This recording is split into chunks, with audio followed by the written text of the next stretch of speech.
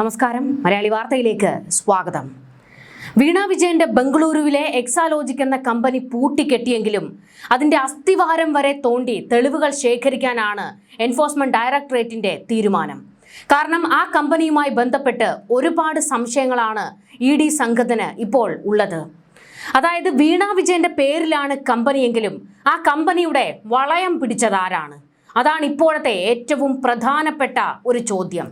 കാരണം എക്സാലോജിക് എന്ന കമ്പനിയുമായി ബന്ധപ്പെട്ട് ആ കമ്പനി ഏതൊക്കെ കമ്പനികൾക്ക് ഈ പറയുന്നത് പോലെ സേവനങ്ങൾ ചെയ്തു കൊടുത്തിട്ടുണ്ടോ അതിനെക്കുറിച്ചുള്ള ചോദ്യങ്ങളൊക്കെ ചോദിക്കുമ്പോൾ വീണയ്ക്ക് കൃത്യമായി ഉത്തരം പറയാൻ കഴിയുന്നില്ല. അതുമായി ബന്ധപ്പെട്ട ഒരു ചോദ്യത്തിനും വീണ ഉത്തരം നൽകിയില്ല എന്ന് മാത്രമല്ല, അസ്വസ്ഥയാകുകയും ഒന്നും ഓർമ്മയില്ല, അറിയില്ല എന്നുള്ള മറുപടികൾ പറയുകയും ചെയ്തു. ഇതോടെയാണ് എക്സാലോജിക് എന്ന കമ്പനിയിൽ കൂടുതൽ സംശയങ്ങൾ എൻഫോഴ്സ്മെന്റ് ഡയറക്ടറേറ്റിന് ഇപ്പോൾ ഉണ്ടായത്. അതായത് വീണയെ മുൻനിർത്തി ഒരു കമ്പനി തുടങ്ങിയെന്ന് മാത്രമേ ഉള്ളൂ. അതിൻ്റെ കൃത്യമായ ഇടപാടുകൾ നടത്തിയിരിക്കുന്നത് മറ്റാരോ ആണ് എന്നുള്ള സംശയമാണ് ഉടലെടുത്തിരിക്കുന്നത്. അതാരാണ് എന്നുള്ളതാണ് ചോദ്യം. അതിലേക്കുള്ള അന്വേഷണത്തിലാണ് ED ഇപ്പോൾ. പിണറായി വിജയന്റെ മാസ്റ്റർ ബ്രെയിനാണ് മാസപ്പടി എന്ന് എൻഫോഴ്സ്മെന്റ് ഡയറക്ടറേറ്റ് കൃത്യമായി പറയുന്നുണ്ട്. അവരത് സംശയിക്കുകയും ചെയ്യുന്നുണ്ട്. എന്നാൽ എക്സാലോജിക്കിനെ നിർത്തി പിണറായി വിജയൻ ചില വലിയ കളികൾ നടത്തിയിട്ടുണ്ട് എന്നുള്ളതാണ് ഇപ്പോഴത്തെ ഒരു സംശയമായിട്ട് ഉയർന്നു നിൽക്കുന്നത്. CMRലുമായുള്ള വിവാദ സാമ്പത്തിക ഇടപാടിൽ വീണയേക്കാൾ കൂടുതൽ കുറ്റകൃത്യത്തിൽ പങ്കാളിത്തമുള്ള മറ്റാരോ എക്സാലോജിക് IT സൊല്യൂഷൻസുമായി ബന്ധപ്പെട്ട് പ്രവർത്തിച്ചിരുന്നതായിട്ട് EDക്ക് സൂചന ലഭിച്ചിട്ടുണ്ട്. ഇതാരാണെന്ന് കണ്ടെത്താൻ വിശദമായ അന്വേഷണത്തിലേക്ക് കടക്കുകയാണെന്നും ED വ്യക്തമാക്കി. കേസിൽ വീണ പ്രതിസ്ഥാനത്ത് തുടരുമെങ്കിലും അവരുടെ അറസ്റ്റ് കൊണ്ട് അന്വേഷണത്തിൽ വലിയ പുരോഗതി ഉണ്ടാകുമെന്ന തോന്നൽ EDക്കില്ല. കാരണം ഒരു ചോദ്യങ്ങൾക്കും ഉത്തരം പറയാൻ വീണയ്ക്ക് കഴിയുന്നില്ല. എന്നാൽ അവരുടെ അറസ്റ്റ് അനിവാര്യമാകുന്ന ഘട്ടം വന്നാൽ അറസ്റ്റ് നീക്കത്തിലേക്കും കടക്കുമെന്നാണ് വിവരങ്ങൾ. പ്രതിപട്ടികയിൽ മാറ്റം വരും എന്നുള്ള സൂചനകളും ഇപ്പോൾ അന്വേഷണ സംഘം നൽകുന്നുണ്ട്. EDയുടെ പല ചോദ്യങ്ങൾക്കും വീണയ്ക്ക് ഉത്തരം നൽകാൻ കഴിയാത്തത് എന്തുകൊണ്ടാണ്? എക്സാലോജിക് നൽകുന്ന സേവനവുമായി ബന്ധപ്പെട്ട സാങ്കേതിക വിവരങ്ങൾ പോലും വീണയ്ക്ക് അറിയില്ല എന്ന് ED ഉദ്യോഗസ്ഥർ പറയുന്നുണ്ട്. കുറ്റം നിഷേധിക്കാൻ തക്ക തെളിവുകൾ ഹാജരാക്കാനും വീണയ്ക്ക് കഴിഞ്ഞിട്ടില്ല. ചോദ്യം ചെയ്യലിന്റെ ആദ്യ ഘട്ടത്തിൽ അന്വേഷണ സംഘത്തെ തെറ്റിദ്ധരിപ്പിക്കുന്ന തരത്തിലുള്ള മറുപടികൾ വീണ നൽകിയിരുന്നു. ഇതേ കേസിൽ കമ്പനികാര്യ നിയമപ്രകാരം സീരിയസ് ഫ്രോഡ് ഇൻവെസ്റ്റിഗേഷൻ ഓഫീസ് കണ്ടെത്തിയ രേഖകളും ED റെയ്ഡിൽ പിടിച്ചെടുത്ത തെളിവുകളും നിരത്തി വ്യാഴാഴ്ച നടത്തിയ ചോദ്യം ചെയ്യലിലാണ് പുതിയ സൂചനകൾ ലഭിച്ചിരിക്കുന്നത്. എക്സാലോജിക് സൊല്യൂഷൻസിൽ കൈവച്ചതിൽ മറ്റാരോ ഉണ്ട് എന്ന്. മാസപ്പടിക്ക് പിണറായി വിജയന് കൂട്ടുനിന്നത് മറ്റാരോ ആണ് എന്നും ED ബലമായി സംശയിക്കുന്നുണ്ട്.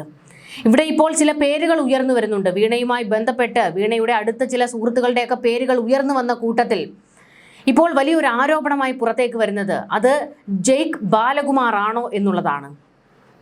അതായത് മുൻപ് എക്സാലോജിക് സൊല്യൂഷൻസുമായി ബന്ധപ്പെട്ടും അതുപോലെ തന്നെ പിണറായി സർക്കാരിൻ്റെ ചില പദ്ധതികളുമായി ബന്ധപ്പെട്ടും വിവാദത്തിലേക്ക് വന്ന ആളായിരുന്നു ജെയ്ക്ക് ബാലകുമാർ. ജെയ്ക്കിൻ്റെ PWC എന്ന സ്ഥാപനം വലിയ വിവാദത്തിൽ വീണതാണ്. അതായത് സ്വർണ്ണക്കടത്ത് പ്രതിപട്ടികയിലെ സ്വപ്ന സുരേഷിനെ സർക്കാർ സംവിധാനത്തിൽ നിയമിക്കുന്നതിന് ശുപാർശ ചെയ്തത് PWC ആണ് എന്നതായിരുന്നു വലിയ വിവാദം അന്നത്തെ. അതായത് പ്രൈസ് വാട്ടർ ഹൗസ് കൂപ്പേഴ്സ് എന്ന കമ്പനിയുടെ ആ കമ്പനിയുടെ മുതലാളിയാണ് ജെയ്ക്ക് ബാലകുമാർ. ഈ ജെയ്ക്ക് ബാലകുമാറിൻ്റെ പേര് ബംഗളൂരുവിലെ വീണയുടെ കമ്പനി എക്സാലോജിക്കിൻ്റെ പ്രൊഫൈലിൽ ഉണ്ടായിരുന്നു. അതായത് വീണയുടെ മെൻറ്റർ എന്നായിരുന്നു അതിൽ, കമ്പനിയുടെ മെൻറ്റർ എന്നായിരുന്നു അതിൽ കൊടുത്തിരുന്നത്. പിന്നീട് ഈ സ്വർണ്ണക്കടത്ത് വിവാദമൊക്കെ വലിയ രീതിയിൽ പൊട്ടിപ്പുറപ്പെട്ട് പുറത്തേക്ക് വന്നതും സ്വപ്നയുടെ സർക്കാർ സംവിധാനത്തിലേക്കുള്ള നിയമനം വലിയ വിവാദത്തിലേക്ക് വരികയും ചെയ്ത സമയത്ത് ജെയ്ക്ക് ബാലകുമാറിൻ്റെ പേര് വീണ്ടും പുറത്തു വന്നു. അങ്ങനെ പിന്നീട് നിന്ന നിൽപ്പിലായിരുന്നു ഈ പറയുന്ന എക്സാലോജിക്കിൻ്റെ പ്രൊഫൈലിൽ നിന്ന് ജെയ്ക്ക് ബാലകുമാറിൻ്റെ പേര് പെട്ടെന്ന് മാറ്റുകയായിരുന്നു. അത് മാത്യു കുഴൽനാടൻ വലിയ ആരോപണം ഉന്നയിക്കുകയും ഒക്കെ ചെയ്ത സംഭവമായിരുന്നു. ഇയാൾക്ക് ഇതുമായി എന്തെങ്കിലും ബന്ധമുണ്ടോ എന്നുള്ള ചോദ്യമാണ് ഇപ്പോൾ ഏറ്റവും പ്രധാനമായി ഉയർന്നു വരുന്നത്, വലിയൊരു ആരോപണമായി വരുന്നത്. എന്തായാലും ഈ പറയുന്ന വീണ വിജയനും പിണറായിക്കും മാത്രമല്ല എക്സാലോജിക്കുമായി ബന്ധപ്പെട്ട് മറ്റാർക്കൊക്കെയോ കൈയുണ്ട് എന്നുള്ളത് വ്യക്തമാണെന്ന് ED സംശയിക്കുന്നുണ്ട്. അതിന്റെ തെളിവുകൾ കണ്ടെത്താനുള്ള നീക്കത്തിലേക്കാണ് ഇപ്പോൾ ബംഗളൂരു കേന്ദ്രീകരിച്ചും അന്വേഷണം ശക്തമാക്കുന്നത്. കേസ് രാഷ്ട്രീയമായി പ്രതിരോധിക്കാനാണ് പ്രതിപക്ഷം ഇപ്പോൾ ശ്രമിക്കുന്നത്. അതായത് പിണറായി വിജയന് സമൻസ് അയക്കും എന്നുള്ള ഒരു വിവരം ഇപ്പോൾ പുറത്തു വന്നിട്ടുണ്ട്. കൊച്ചി ED സംഘം പിണറായിക്ക് സമൻസ് അയക്കാനുള്ള നീക്കത്തിലേക്ക് കടക്കുന്നു എന്നുള്ള വിവരം വന്നതോടെയാണ് ഇതിനെ രാഷ്ട്രീയമായി പ്രതിരോധിക്കാൻ CPM ഇറങ്ങി പുറപ്പെട്ടിരിക്കുന്നത്. അതായത് മുൻപ് CPM പറഞ്ഞിരുന്നല്ലോ, വീണയ്ക്ക് നേരെ അന്വേഷണം വന്നാൽ ഞങ്ങൾ പ്രതിരോധിക്കാൻ ഇറങ്ങില്ല, പക്ഷേ പിണറായിയെ വേട്ടയാടാൻ വന്നാൽ ഞങ്ങൾ രംഗത്തിറങ്ങുമെന്ന്. ഇതിനെ രാഷ്ട്രീയവൽക്കരിക്കാനാണ് CPM ഇപ്പോൾ ശ്രമിക്കുന്നത്.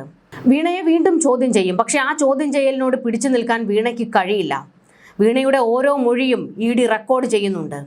ഈ മൊഴികൾ മുൻ സർക്കാരിന്റെ കാലത്തെ തീരുമാനങ്ങളുമായി ഒത്തുനോക്കി അഴിമതിയുടെ ആഴം വ്യക്തമാക്കാനാണ് അന്വേഷണ സംഘത്തിന്റെ പദ്ധതി. അടുത്ത ആഴ്ച നടക്കുന്ന 3ാം ഘട്ട ചോദ്യം ചെയ്യലിൽ കൂടുതൽ വ്യക്തമായ തെളിവുകളുമായി ED രംഗത്തിറങ്ങും. പിണറായി വിജയന്റെ മകൾ എന്ന ലേബലിൽ നിന്ന് മാറി ഒരു അഴിമതി കേസിലെ പ്രതി എന്ന നിലയിലാണ് വീണയെ ED ഇപ്പോൾ കാണുന്നത്. പ്രിവിലേജുകൾ ഇല്ല എന്ന്. ഈ അന്വേഷണം പിണറായി സർക്കാരിന്റെ കാലത്തെ അഴിമതികളുടെ ഒരു പരമ്പര തന്നെ തുറന്നു കാട്ടുമോ എന്ന് കാത്തിരുന്ന് കാണണം. ED പിടിച്ചെടുത്ത 134 രേഖകളും വീണയുടെ മൊഴികളും തമ്മിൽ വലിയ പൊരുത്തക്കേടുകളുണ്ട്. രേഖകൾ കാണിച്ച് ചോദിക്കുമ്പോൾ വീണ എല്ലാ ചോദ്യങ്ങളോടും ഒഴിഞ്ഞു മാറുകയാണ്. കേസിൽ വലിയ ഒരു അട്ടിമറി നടന്നിട്ടുണ്ട് എന്നതിന്റെ തെളിവാണ് ഇതെന്ന് ED വ്യക്തമാക്കുന്നു. പിണറായി വിജയൻ പ്രതിപക്ഷ നേതാവായിരിക്കെ തന്നെ അദ്ദേഹത്തിന്റെ കുടുംബാംഗത്തിനെതിരെ ഇത്തരം ഒരു അന്വേഷണം ശക്തമാകുന്നത് ഭരണപരമായി VD സതീശൻ സർക്കാരിനെ സംബന്ധിച്ചും വലിയ രാഷ്ട്രീയ വെല്ലുവിളിയാണ്. എന്തായാലും പിണറായി ഇപ്പോൾ അടിമുടി നിന്ന് വിറയ്ക്കുന്നുണ്ട്. അതിന്റെ കാരണം മകൾക്ക് പിന്നാലെ മകനിലേക്കും ED എത്തുമോ എന്നുള്ളതാണ്. വീണയുടെ അക്കൗണ്ടിലേക്ക് എത്തിയ 2.25 കോടി അത് വെറും ഒരു പുകമറ മാത്രമാണ്. അതിന്റെ മറവിൽ കോടാനുകോടിയുടെ ബിസിനസ് കർത്തയും വിജയനും തമ്മിൽ നടത്തി എന്നുള്ള വലിയ ആരോപണം നിലനിൽക്കുന്നു. ഇതിന്റെ പണം വിദേശ അക്കൗണ്ടുകളിലേക്ക് മാറ്റിയെന്ന് ED സംശയിക്കുന്നുണ്ട്. വിദേശ അക്കൗണ്ടുകളെ കുറിച്ച് അന്വേഷണവും തുടങ്ങിയിട്ടുണ്ട്. UAE സർക്കാരുമായി ബന്ധപ്പെട്ട് പ്രാഥമിക അന്വേഷണം കഴിഞ്ഞു എന്നുള്ളതാണ് വിവരങ്ങൾ. പിണറായിയുടെ മകൻ അബുദാബിയിലാണ്, ബാങ്കിലാണ്. അന്വേഷണം മുറുകിയാൽ വിവേകിലേക്ക് എത്തുമോ, വിവേക് ഇതിലേക്ക് വലിച്ചിഴക്കപ്പെടുമോ എന്നുള്ളതാണ് പിണറായിയെ ഭയപ്പെടുത്തുന്നത്. അതായത് EDയുടെ വായിലാണ് പിണറായി കുടുംബം മൊത്തത്തിൽ. 2 തവണ വീണയുടെ ചോദ്യം ചെയ്യൽ കഴിഞ്ഞു. ഈ 2 തവണയും 10 മണിക്കൂറിലേറെയാണ് ചോദ്യം ചെയ്യൽ കഴിഞ്ഞത്. വീണയുടെ ബോഡി ലാംഗ്വേജ്, വീണയുടെ സംസാര രീതി, വീണയുടെ മുഖഭാവങ്ങൾ ഇതെല്ലാം ED ഒപ്പിയെടുത്തിട്ടുണ്ട്. പക്ഷേ ഇവിടെ വീണയെ ട്രെയിൻ ചെയ്താണ് ചോദ്യം ചെയ്യലിന് പറഞ്ഞയച്ചത്. അത് മറ്റൊരു കാര്യം. കാരണം ചോദ്യം ചെയ്യലിൽ എങ്ങനെ ഇരിക്കണം, പെരുമാറണം എന്നൊക്കെയുള്ളത് കൃത്യമായി സുപ്രീം കോടതി വക്കീലന്മാരൊക്കെ പറഞ്ഞ് പഠിപ്പിച്ചിട്ടുണ്ട്. മുൻപ് ചോദ്യം ചെയ്യലിന് പോകാതെ മാരക രോഗം പറഞ്ഞിരുന്ന വീണ ഗത്യന്തരമില്ലാതെ പിന്നീട് ED ഓഫീസിൽ എത്തുകയായിരുന്നല്ലോ. എന്നാൽ വീണ്ടും ചോദ്യം ചെയ്യലിന് വിളിപ്പിച്ചത് 29ാം തീയതിയായിരുന്നു. എന്നാൽ അതിൻ്റെ 3 ദിവസം മുന്നേ പോയി വീണ ചോദ്യം ചെയ്യലിന് ഹാജരായി. ഇത് ED ഉദ്യോഗസ്ഥരെ ഒന്ന് പ്രതിരോധത്തിലാക്കുന്നതിന് വേണ്ടി അഭിഭാഷകർ പറഞ്ഞു പഠിപ്പിച്ച് ചെയ്ത കാര്യമാണ്. കാരണം ED ഓഫീസിൽ വീണ ചോദ്യം ചെയ്യലിന് ചെന്ന ആ ദിവസം തന്നെയായിരുന്നു SFIOയുടെ അന്വേഷണ റിപ്പോർട്ട് EDയുടെ കൈകളിൽ എത്തുന്നത്. ആ ഫയലൊന്ന് തുറന്ന് നോക്കാൻ പോലും EDക്ക് കഴിഞ്ഞില്ല. അതിനു മുൻപ് തന്നെ വീണ ചോദ്യം ചെയ്യലിന് എത്തിയിരുന്നു. എന്തായാലും ഈ ഫയലുകളൊക്കെ ഞങ്ങൾ ഒന്നുകൂടെ പഠിച്ചിട്ട് വീണ്ടും ചോദ്യം ചെയ്യലിന് ഇരിക്കാമെന്നും 29-ന് എത്തിയേ മതിയാകൂ എന്നും ED പറഞ്ഞതോടെ വീണ്ടും പണിപാളി. ഈ 29ാം തീയതി പിണറായിയെയും ചോദ്യം ചെയ്യലിന് വിളിപ്പിക്കുമോ എന്നുള്ളത് കാത്തിരുന്ന് കാണണം.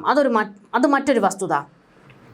എന്തായാലും ഇത് വെറും മാസപ്പടിയല്ല. മുൻ സർക്കാരിലേക്കുള്ള അഴിമതിയുടെ ലീഡാണ് SFIOയുടെ അന്വേഷണ റിപ്പോർട്ടിൽ കിടക്കുന്നതെന്ന് ED പറയുന്നു. ഇനി പിണറായിയെ വേട്ടയാടുന്നേ എന്ന് പറഞ്ഞ് ഈ അന്തം കമ്മികൾ ഇറങ്ങാൻ പോകുകയാണെങ്കിൽ അവരോട് പറയാനുള്ളത്, സംസ്ഥാനം കൊള്ളയടിച്ച് കോടാനുകോടി അക്കൗണ്ടിൽ പതുക്കി എന്നാണ് പിണറായി കുടുംബത്തിന് നേരെയുള്ള ആരോപണം. അതിൽ അന്വേഷണം നടത്തുമ്പോൾ എന്തിനാണ് നിങ്ങൾ ഇങ്ങനെ പൊള്ളുന്നത്? കൈകൾ ശുദ്ധമാണെന്ന് അന്വേഷണത്തിലൂടെ പിണറായി തെളിയിക്കട്ടെ. അപ്പോഴല്ലേ കറകളഞ്ഞ നേതാവാകുന്നത്. മറ്റൊരു കാര്യം പറയാനുള്ളത് VD സതീശൻ സർക്കാരിനോടാണ്. ഇപ്പോൾ VDക്കും കൂട്ടർക്കും ഒരക്ഷരം മാസപ്പടി കേസിനെ കുറിച്ച് പറയാനില്ല. പ്രതിപക്ഷത്തിരുന്നപ്പോൾ മാസപ്പടി, വീണ വിജയൻ, പിണറായി എന്നൊക്കെ നിരന്തരം പറഞ്ഞുകൊണ്ടിരുന്നവരാണ്. ഞങ്ങൾ അധികാരത്തിൽ വന്നു കഴിഞ്ഞാൽ പിണറായിക്കെതിരെ ശക്തമായ അന്വേഷണം നടത്തുമെന്നും വീണയ്ക്കെതിരെ അന്വേഷണം നടത്തുമെന്നും ഒക്കെ പറഞ്ഞവരാണ്. പക്ഷേ ഇപ്പോൾ അവർക്ക് ഒരക്ഷരം പ്രതികരിക്കാനില്ല, പറയാനില്ല. എന്തുകൊണ്ടാണ് 2016 മുതലുള്ള കരിമണൽ കൊള്ളയെക്കുറിച്ച് ഈ സർക്കാർ അന്വേഷിക്കാത്തത്? തെളിവുകളോ രേഖകളോ അങ്ങനെ എന്തെങ്കിലും ഉണ്ടെങ്കിൽ എന്തുകൊണ്ട് ഇഡിക്ക് കൈമാറുന്നില്ല? അപ്പോൾ അവരും ഇരട്ടത്താപ്പ് കാണിക്കുകയാണ് ഈ വിഷയത്തിൽ ഇപ്പോൾ. അതായത് അധികാരം കിട്ടിക്കഴിഞ്ഞപ്പോൾ നിങ്ങൾക്ക് പിണറായിക്കെതിരെ പുഷ്പം പോലെ തെളിവുകൾ ഉണ്ടാക്കാമല്ലോ, അന്വേഷണം നടത്താമല്ലോ. എന്നാൽ അതൊന്നും ചെയ്യാതെ ഇവർ കണ്ണടച്ചിരുട്ടാക്കുകയാണ്. കേരളത്തിലെ ജനങ്ങൾക്ക് കൊടുത്ത വാക്കുകൾ ഇവർ തെറ്റിച്ചുകൊണ്ടിരിക്കുകയാണ്. സംസ്ഥാനത്തിൻ്റെ സമ്പത്ത് കൊള്ളയടിച്ച കേസാണിത്. വെറും മാസപ്പടിയായിട്ടല്ല ഇതിനെ കാണേണ്ടത്.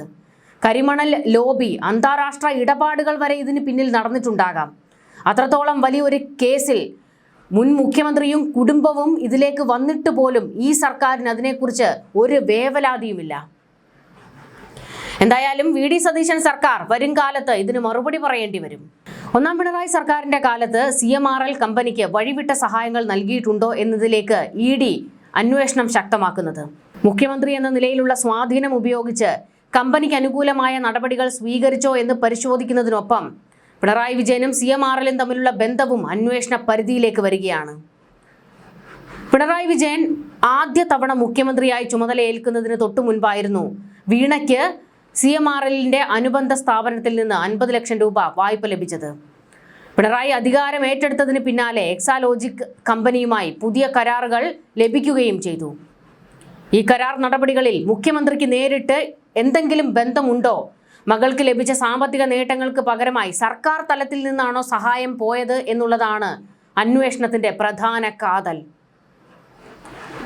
എന്തായാലും വരും ദിവസങ്ങളിൽ പിണറായിക്ക് വെള്ളം കുറച്ചധികം കുടിക്കേണ്ടി വരും. കാരണം അന്വേഷണം ഇഡി ഉദ്യോഗസ്ഥർ ശക്തമായി മുൻപോട്ട് കൊണ്ടുപോകുന്നു എന്നുള്ളത് തന്നെയാണ് അതിൽ പറയാനുള്ളത്. എന്നാൽ ഇപ്പോഴും സംശയിക്കുന്ന ഒരു കാര്യം, കേന്ദ്ര സർക്കാർ ഇതിൽ രാഷ്ട്രീയം കളിക്കുന്നതിന് വേണ്ടി മാത്രമാണോ അന്വേഷണം നടത്തുന്നത് എന്നാണ്. രാഷ്ട്രീയമായി ഇതിനെ കാണാതെ, അല്ലാതെ എന്തെങ്കിലും ഡീൽ ഉണ്ടാക്കുന്നതിന് വേണ്ടിയിട്ടല്ലാതെ സത്യസന്ധമായ അന്വേഷണം മുൻപോട്ട് പോയാൽ ഉറപ്പായും പിണറായിയിലേക്കും മറ്റു ചില ശിങ്കിടികളിലേക്കും എത്തും എന്നുള്ളത് വ്യക്തമാണ്. ന്യൂസ് ഡെസ്ക് മലയാളി വാർത്ത.